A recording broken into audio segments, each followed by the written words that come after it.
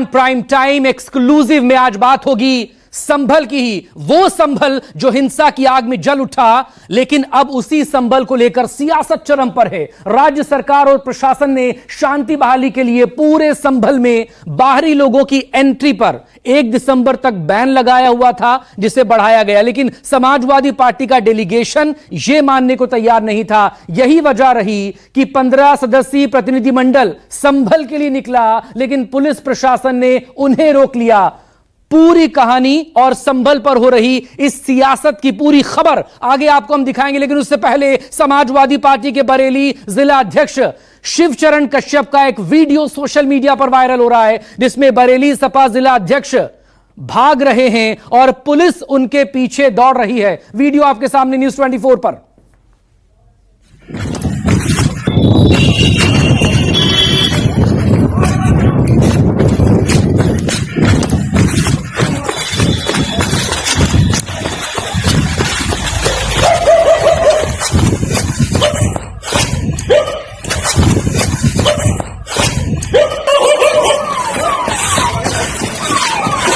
दरअसल संभल के लिए जो समाजवादी पार्टी का डेलीगेशन जा रहा था, उसमें बरेली के जिला अध्यक्ष का नाम भी शामिल था, लेकिन जब पुलिस ने जाने से रोका तो पुलिस को चकमा देकर दौड़ खड़े हुए संभल की ओर।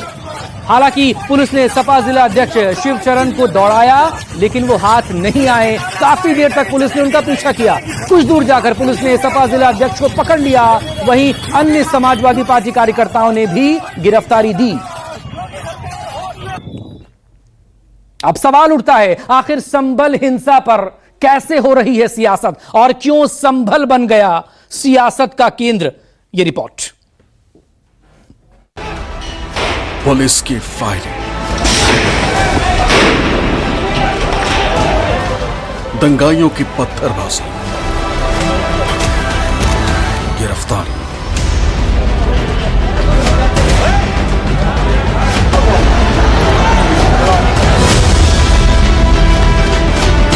ये प्रतिबंध और इतनी तैयारी फोर्स की अगर पहले होती तो इतनी बड़ी घटना नहीं होती। कमीशन बैठा, वो लोग जा रहे हैं, उनके जाने से स्थिति नहीं बिगड़ती है, मेरे जाने से, प्रतिबंध जाने से स्थिति वहां बिगड़ जाती है। तो दवा का इंतजाम करने जा रहे हैं, उससे भी जाने से हमको रोकने का काम हो रहा है।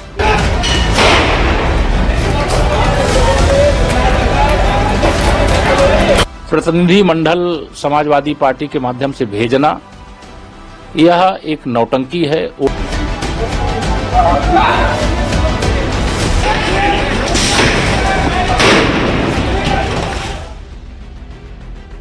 संभल में शाही जामा मस्जिद सर्वे के दौरान मची हिंसा ने पूरे देश को हिलाकर रख दिया। मस्जिद का दूसरी बार सर्वे करने आई टीम और वहां मौजूद लोगों के बीच बहस के बाद हिंसा ऐसी भड़की कि पूरा संभल जल उठा। भले ही संभल में हिंसा रुक गई हो, लेकिन अभी भी भारी पुलिस बल संभल में तैनात है। साथ ही लगातार आरोपियों के नए वीडियो जारी कर रही है। इसी बीच पुलिस ने एक और वीडियो जारी किया, जिसमें सफेद कुर्ते में एक शख्स भीड़ को मस्जिद की तरफ जाने को कह रहा है, उन्हें भड़का रहा है। पुलिस अब इस शख्स की तलाश कर रही, साथ ही उसे पकड़ने की कोशिश भी।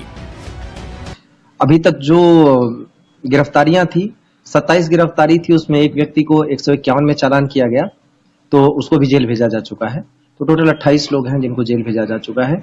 और आज 3 लोगों को जो आपस में उनकी बातचीत पकड़ी गई थी, जिसके आधार पर जिन्होंने भीड़ को इकट्ठा किया, उनमें से 3 को हिरासत में लिया गया है और उनसे पूछताछ के आधार पर और भी लोगों को चिन्हित किया गया है। अभी आगे पूछताछ जारी है और इसमें जैसे जैसे आगे पूछताछ के आधार पर, चिन्हांकन के आधार पर जैसे जैसे लोग मिलते जाएंगे, 250 से अधिक लोगों को अभी तक चिन्हित भी किया जा चुका है, वैसे वैसे उनके खिलाफ कार्रवाई करते रहेंगे। संभल में हिंसा भड़कने के बाद हालात काफी तनावपूर्ण हो गए। आनंद फानन ने सुप्रीम कोर्ट में मुस्लिम पक्ष की ओर से जारी याचिका पर सुनवाई हुई, जिसके बाद सुप्रीम कोर्ट ने आदेश जारी किया कि मस्जिद सर्वे के मामले में निचली अदालत कोई कार्रवाई नहीं करे। सुप्रीम कोर्ट ने मामले को अपने पास लंबित रखा। वहीं प्रशासन को शांति सुनिश्चित करने के आदेश दिए। वहीं मस्जिद पक्ष को इलाहाबाद हाई कोर्ट में अपील करने को कहा। इलाहाबाद हाई कोर्ट को याचिका दाखिल होने के 3 दिन के अंदर सुनवाई के आदेश दिए। साथ ही आदेश दिए कि मस्जिद की सर्वे रिपोर्ट सील रखी जाए, इसे खोला नहीं जाएगा। वहीं कोर्ट ने मामले को लंबित रख जनवरी के दूसरे हफ्ते में सुनवाई की बात कही। उधर सुप्रीम कोर्ट का फैसला आने के तुरंत बाद राज्य सरकार ने 3 सदस्यीय जांच आयोग का गठन कर दिया। इलाहाबाद हाई कोर्ट के रिटायर्ड जज देवेंद्र कुमार अरोड़ा की अध्यक्षता में गठित आयोग 2 महीने में जांच पूरी कर रिपोर्ट सरकार को सौंपेगी। जांच आयोग का गठन कर सरकार ने 4 पॉइंट पर जांच के निर्देश दिए। हिंसा अचानक हुई या सुनियोजित थी? जिला प्रशासन और पुलिस की तरफ से हिंसा रोकने के लिए क्या प्रबंध किए गए थे? इसके अलावा उन कारणों की पड़ताल जिसकी वजह से हिंसा हुई। आयोग सरकार को भविष्य में इस प्रकार की घटनाएं ना हो, इसके लिए भी सुझाव देगा। उधर सुप्रीम कोर्ट में एएसआई जो कि प्रतिवादी है, उन्होंने रिटर्न स्टेटमेंट जारी करके मस्जिद में हुए बदलाव या छेड़खानी की जानकारी सुप्रीम कोर्ट को दी, जिसमें बदलाव को लेकर कई अहम जानकारी दी गई। एएसआई ने 1874 से 1875 और वर्तमान की तस्वीर भी कोर्ट से साझा की, जिसमें मस्जिद के मुख्य संरचना को दिखाया गया। साथ ही बताया गया कि मस्जिद की सीढ़ी के दोनों तरफ स्टील की रेलिंग लगी। अवैध स्टील रेलिंग के नव निर्माण के संदर्भ में आगरा मंडल की तरफ से कोतवाली संभल में एफआईआर दर्ज कराई गई थी। इसके बाद 23/1/2018 को पुरातत्व विभाग आगरा मंडल ने जिला अधिकारी संभल को रेलिंग ध्वस्त करने का आदेश दिया था, जो अभी लंबित है। वहीं मस्जिद के मुख्य हॉल के गुंबद से लोहे की चेन से वर्तमान में कांच का एक खुमार लगाया गया। साथ ही मस्जिद को पूरी तरह पेंट की मोटी परतों से पेंट कर दिया गया। साथ ही प्लास्टर ऑफ पेरिस का इस्तेमाल किया गया, जिसमें मस्जिद का वास्तविक स्वरूप नष्ट हो गया। ऐसे ही कई जानकारी एएसआई ने कोर्ट से साझा की। साथ ही एएसआई ने कोर्ट में दायर हलफनामे में मस्जिद कमेटी पर गंभीर आरोप लगाए। एएसआई ने संभल कोर्ट में हलफनामा दायर कर आरोप लगाया है कि मस्जिद कमेटी के लोग एएसआई के काम में अड़ंगा डालते हैं। मस्जिद कमेटी के लोग मस्जिद में मुआयना करने से एएसआई अधिकारियों को रोकते रहे। जिला प्रशासन के सहयोग से ही मस्जिद का मुआयना वो कर पाती। मस्जिद कमेटी ने संरक्षित स्मारक के स्वरूप में कई बदलाव भी किए। साथ ही मस्जिद कमेटी के खिलाफ एएसआई ने पुलिस में शिकायत भी दी थी। मुस्लिम कमेटी को इसके लिए कारण बताओ नोटिस भी जारी हुआ है। उधर मस्जिद कमेटी के वकील कासिम जमाल ने इन आरोपों को सिरे से नकार दिया। ना, इसमें कोई सच्चाई नहीं है। हम जो थे सर्वे ऊपर करा रहे थे और बहुत शांतिपूर्वक सर्वे हुआ है। अब बाहर क्या अफवाह चली, क्योंकि मैं तो अंदर ही रहा कंटिन्यूअस बहुत बात तक भी, मुझे बाहर की कोई जानकारी नहीं। जो बाहर लोग हैं वो ये बता सकते हैं कि क्या क्या हुआ, लेकिन अंदर सर्वे सुकून से चल रहा था और पूरी तरीके से सर्वे जो होना था वो हुआ। अच्छा, कोई चीज़ खंडित नहीं है, कोई चीज़ बदली नहीं है। फोटोग्राफ मौजूद है उनके सर्वेयर के पास और कई कैमरों से फोटो खींचे गए थे, वो सब उनके पास रिजर्व है। एक तरफ संभल में सुप्रीम कोर्ट के दखल के बाद उम्मीद जगी कि अब संभल संभल जाएगा, धीरे धीरे पटरी पर लौट आएगा, लेकिन इस पर हो रही सियासत के कारण लगता नहीं कि यह मुद्दा जल्द शांत होने वाला है। संभल में हालात धीरे धीरे सामान्य हो रहे हैं, लेकिन लखनऊ में सियासी सरगर्मी बढ़ गई। समाजवादी पार्टी ने अपना प्रतिनिधिमंडल संभल भेजने का निर्णय लिया, जिसमें यूपी विधानसभा में नेता प्रतिपक्ष माता प्रसाद पांडे, लाल बिहारी यादव नेता प्रतिपक्ष विधान परिषद, श्यामलाल पाल यूपी प्रदेश अध्यक्ष सपा के साथ साथ 5 सांसद, हरेंद्र मलिक, रुचि वीरा, इकरा हसन, जियाउर रहमान बर्क, साथ ही 4 विधायक कमाल अख्तर, रविदास मेहरोत्रा, नवाब इकबाल महमूद, पिंकी सिंह यादव के अलावा संभल, मुरादाबाद और बरेली के जिला अध्यक्ष असगर अली अंसारी, जयवीर सिंह यादव, शिवचरण कश्यप का नाम शामिल था। जैसे ही समाजवादी पार्टी ने 15 सदस्यीय प्रतिनिधिमंडल की घोषणा की, संभल में डीएम ने धारा 163 लागू कर दी, यानी अब 5 लोग बिना अनुमति के इकट्ठा नहीं हो सकेंगे। संभल में अब धीरे धीरे हालात सामान्य हो रहे हैं, इसलिए प्रशासन भी चाहता है कि कोई भी स्थिति ऐसी ना हो कि दोबारा से माहौल खराब हो। लिहाजा जिस तरीके से समाजवादी पार्टी के प्रतिनिधिमंडल की जानकारी मिली है कि वो आज संभल आ सकते हैं, जिसके बाद पुलिस जो है वो पूरे उत्तर प्रदेश के उन इलाकों में सक्रिय तो है ही, साथ संभल में भी ज़बरदस्त कड़े सुरक्षा इंतजाम है। देखिए, मैं इस वक्त संभल के बॉर्डर पर हूँ, जो मुरादाबाद और संभल का बॉर्डर है, वहाँ पर किस तरीके से पुलिस चेकिंग कर रही है हर आने जाने वाले की जो संभल शहर की तरफ एंटर कर रहा है, क्योंकि 3 अलग अलग जगहों से जो समाजवादी पार्टी का प्रतिनिधिमंडल है उसके आने की खबर थी, उसके लोगों के आने की खबर थी, जिसमें लखनऊ, बरेली और दिल्ली तीनों जगह से प्रतिनिधिमंडल के लोगों को आना था, लेकिन जगह जगह पर पुलिस के अरेंजमेंट है। समाजवादी पार्टी नेता और विधानसभा में नेता प्रतिपक्ष माता प्रसाद पांडे को नजरबंद कर दिया गया। नेता विपक्ष ने प्रशासन पर बिना कारण के उन्हें रोकने का आरोप लगाया। साथ ही कहा कि संभल का सच सामने आना चाहिए। हम लोग जा रहे थे, जो मारे गए हैं उनसे मिलते, उनके प्रति संवेदना व्यक्त करते, जो घायल हैं उनसे मिलते और वहाँ की सत्यता की, इस घटना की सत्यता के बारे में जानकारी प्राप्त करते, इतना है। और वहाँ प्रेस जा रहा है, मीडिया पहुंच रही है और जो कमीशन बैठा वो लोग जा रहे हैं। उनके जाने से स्थिति नहीं बिगड़ती है, मेरे जाने से, प्रतिबंध जाने से स्थिति वहां बिगड़ जाती है। कि सत्यता का पता लगा कि हकीकत क्या है। इनका कहना वो लोगों ने आपस में एक दूसरे गोली मारी,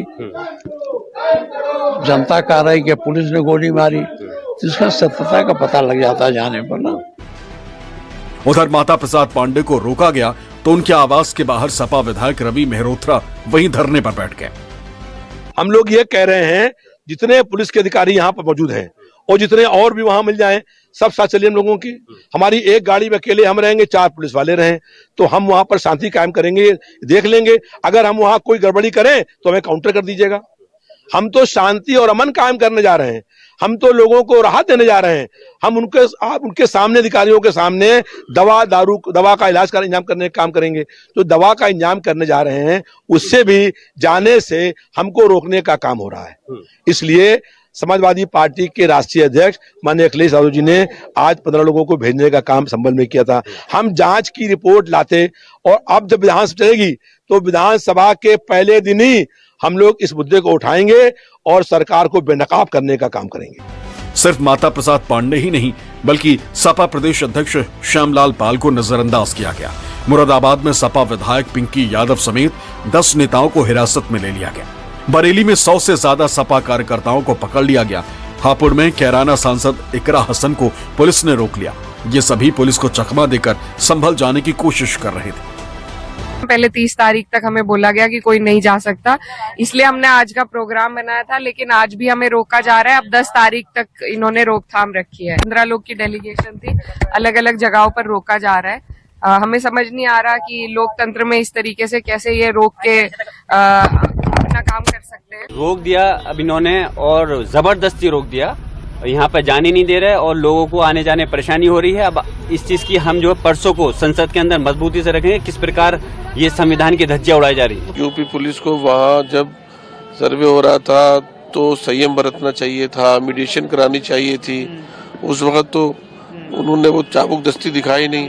अब जब हम अमन की अपील करने जा रहे हैं और लोगों के हाल चाल मालूम करने जा रहे हैं, क्या भरपाई हुई, शायद वो पुलिस के डर से कुछ कह नहीं पा रहे हैं, तो उसके बारे में हमें रोका। अखिलेश यादव ने भी सोशल मीडिया एक्स पर सरकार और प्रशासन के इस कदम की निंदा की। लिखा, जो अपने गुनाह पर शायरी का पर्दा डालते हैं वो सच में है कितने गुनहगार खुद भी जानते हैं। समाजवादी पार्टी का डेलीगेशन संभल जाना था। हम सब लोग शांति के पक्ष में हैं, वहाँ शांति हो, लोगों को न्याय मिले और न्याय मिलना जरूरी है।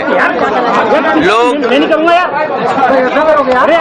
और जो प्रशासन बातें समय समय पे कह रहा है वो सरकार के इशारे पे कह रहा है। जिसने इतना प्रतिबंध लगाया, ये प्रतिबंध और इतनी तैयारी फोर्स की अगर पहले होती तो इतनी बड़ी घटना नहीं होती।